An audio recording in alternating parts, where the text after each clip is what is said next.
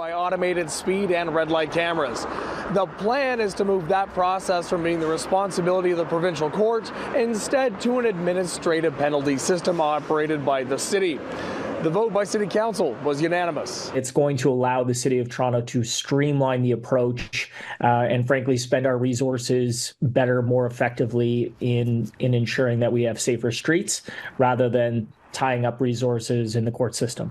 So any system that treats the driver fairly is the system we support. So at the very least, the driver should be able to challenge the ticket, challenge the validity of the ticket. Chris Klimek is the founder and director of StopPhotoRadar.ca.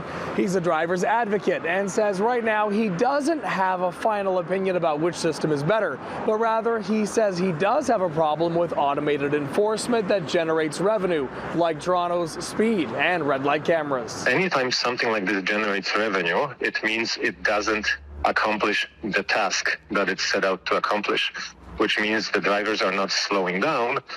That is what generates revenue, which then technically does not make the roads any safer. Only automated enforcement which doesn't generate revenue would be something we would support, because that would actually mean the drivers slowed down and no ticket was ever issued.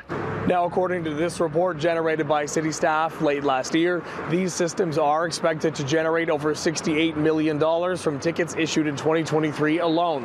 And in a decision from last March, Toronto plans to double the number of speed cameras from the current 75 to 150 by 2026. Would you rather take your disputes to the court or to a municipal officer? Well, I've never had to take a dispute to the courts. Yeah, I guess fairly aggravating in terms of the time. Prefer the municipality. Doesn't matter to me either way.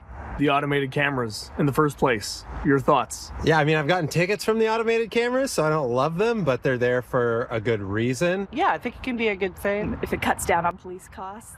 No, I think a police officer should always be doing it. Sometimes it feels like a bit of an entrapment how they have the signage set up, like you don't necessarily see it coming. Generally speaking, I think they are very well marked. There's probably areas where we could do it better, but the intention is to give drivers lots of notice. It's not meant to be predatory. It's not meant to be about revenue. It's about driving a policy outcome, which is safer streets. The expansion of the city's administrative penalty system is expected to increase the gross operating budget for processing and dispute resolution from $16 to nearly $50 million by 2026.